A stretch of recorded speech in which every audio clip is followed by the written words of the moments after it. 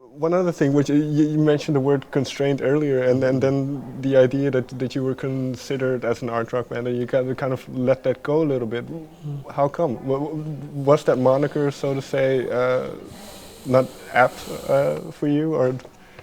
Well, I think we think we made a pop record, and I think it's a lot more jagged than that. Actually, if I listen to it as not something we made, you know, I think it's actually still quite jagged.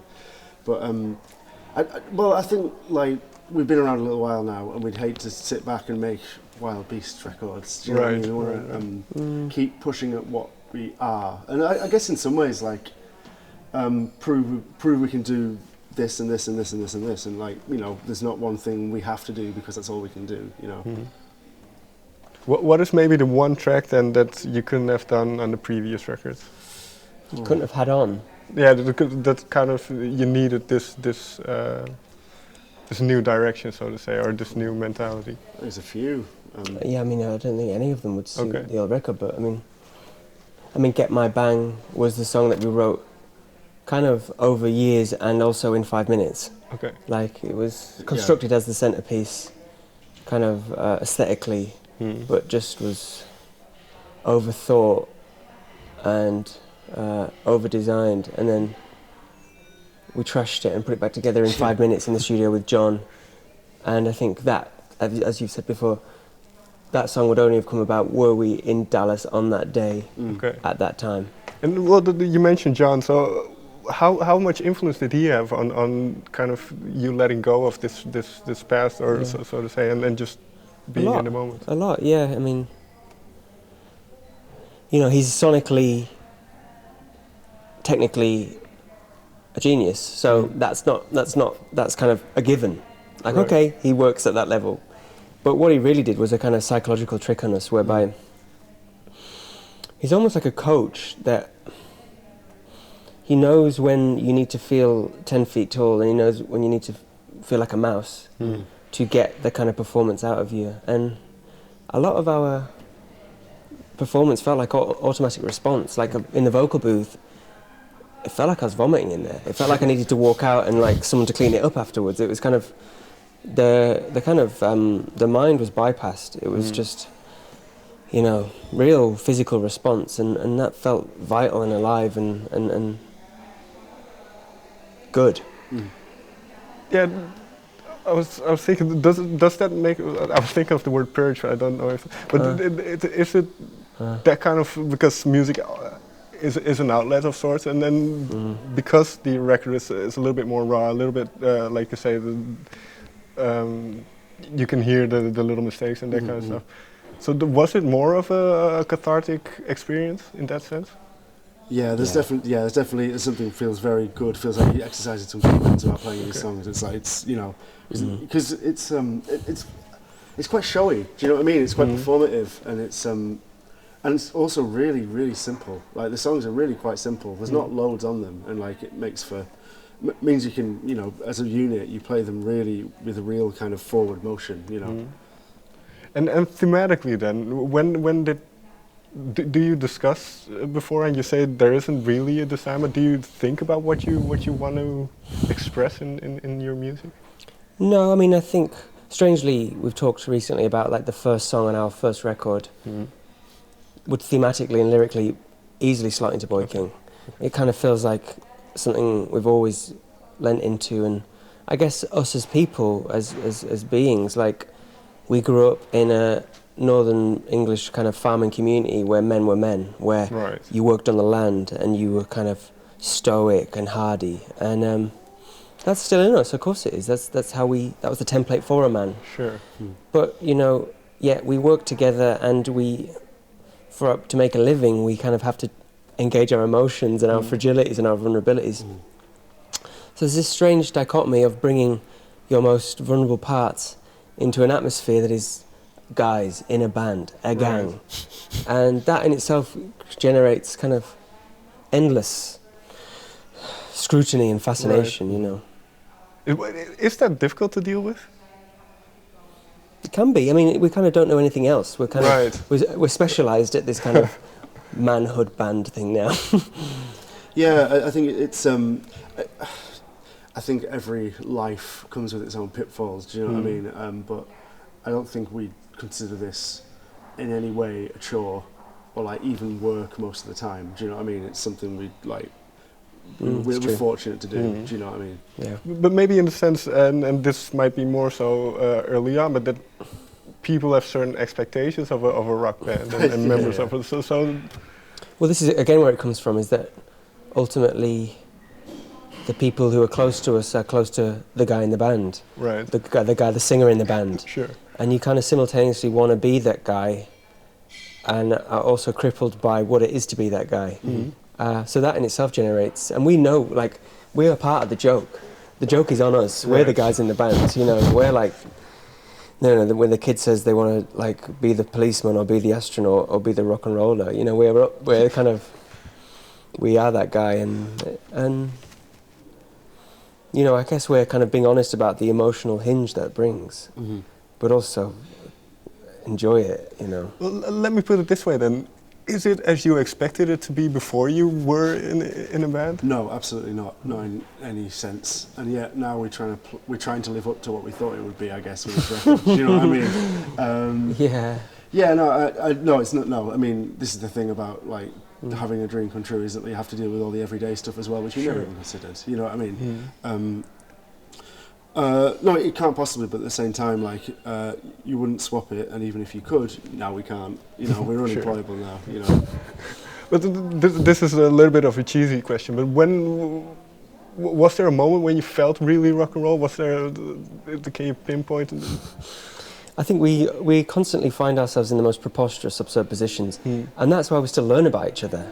That's why after like 10, 15 years, we're like, I know something more about you, man, because like, you find yourself in these crazy places and doing things, and so frequently, often, you know. So it's hard to define one in particular, but well, what did you learn about Tom then in the past 2 years, or newly discovered thing? That he has the use of a guitar that I never knew he had. Like he can express himself through like a bunch of pedals and an amp in a way that I find both absurd and completely inspirational. But you know, and that's how you learn it. And I didn't know that was something that you would want to do. Sure. Did you know, don the biker jacket and don the heavy metal guitar? You know, it's cool. Well, you mentioned this before, that he came up to you with a new guitar and a bunch of amps. So what was your motivation at that point? Well, I was thinking of like Eddie Van Halen playing on Beat It. Do you know what I mean? Or like a Purple Rain or something. You know, these kind of like really beautiful slick songs with these kind of like really rugged guitars over the top. I mean, I've as a teenage metalhead, and I've kind of come back to it lately as I've got older, and like not that this record is like heavy at all, but it's like it is quite showy and quite gritty, and like I've always been into like kind of folk guitar playing and subtle guitar playing, like Johnny Marr or like Nile Rodgers or something, and I think I kind of just realised that these powers could be used for good or evil in the right way. Do you know what I mean? It's yeah, it was always seemed consistent in my head. You know what I mean? And then vice versa. Is there anything you discovered about Hayden? Yeah. Well, I think this record, like, I think I never discovered. I think like the ability to wear like different hats, like having to be the front man all the time, and like suddenly you can revel in it. Do you know what I mean? It's like you know, it's not a burden to be a front man. It's an absolute pleasure. Do you know what I mean? It's like, yeah, that's right. You know, and you know, it's and as the thing is, as people as well, like we want to do it, and like we still get on, and like we're still pushing in the same direction. You know what I mean? We've got different. You know, we're into different things and got different opinions about what we should do and what we shouldn't do. But like ultimately, it's all for the same purpose. You know. And there's one song I want to pick out in particular, "Celestial Creatures." What was the initial spark for that song? I can trace the initial spark to that right back to a specific moment, which was 5 o'clock in the morning in Brixton, South London, in a kind of in a rave, and I remember thinking at that particular time, they're really kind of visceral, that my God, people have been doing this for thousands and thousands of years, that there is a need within us to be as sentient and as thoughtful as we are. Means you'd have to sometimes get fucked up and feel like a god. And that is a very important human need. And so that kind of song is about, we kind of are becoming our own mini-gods, and the distance between want and satiation is just becoming smaller and smaller and smaller. And, well, what you mentioned is quite interesting. So, do you often get the chance to go to that kind of places, that raves, as, in a way, a public figure? Oh, yeah. Oh, yeah. Okay. Yeah, we're not famous, but okay. You know. I think we probably couldn't do it mid-campaign because you need to be able to get on stage and give your best for an hour.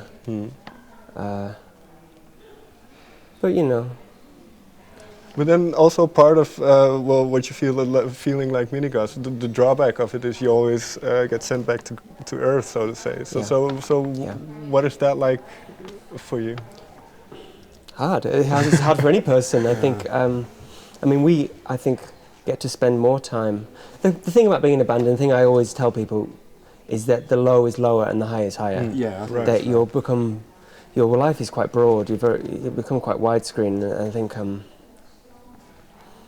It takes, again, it's about holding your nerve within that, like, the upswing will come, but you do feel the downward swing. Okay. Finally then, the album is titled Boy King. There's a song called Boy King Trash, which is, I think it's the bonus track. So, first, why that title? Well, it's literally our trash folder. It's like a sound collage, really, of how we wrote stuff. It's a collection of like phone recordings, room recordings, like synth loops and stuff that like informed the record and was in some way left behind. It's ridiculously, it got mastered, and it's basically phone recordings. Do you know what I mean? But it's really, it's kind of. I think we felt like we had to throw a lot of stuff away, and we felt like there was a real wealth of stuff, and. I think we felt it to be a show of strength that we were prepared to put this stuff out because we thought there was something valuable in it, you know, and hopefully it's something interesting as a listening experience as well. It's not just like, this is stuff we didn't use. It's like, here I heard as a bulk, it's kind of the negatives of the album. Do you know what I mean? And then the Boy King itself, that title, where did that come from? Because I guess the record is a living out of those kind of boyish projections of what a man should be, this kind of all-encompassing, conquering male who kind of commands all before him. Yet you reach a phase where you think, I'm only slave to my childish emotions right now, and I have none of the emotional faculty to kind of deal with this. It's about you kind of strength and vulnerability coexisting simultaneously. That it's about the weight of the crown. I think that's a good ending. Thank you very much for your time. Thanks a lot, man. Much appreciated. Thank you.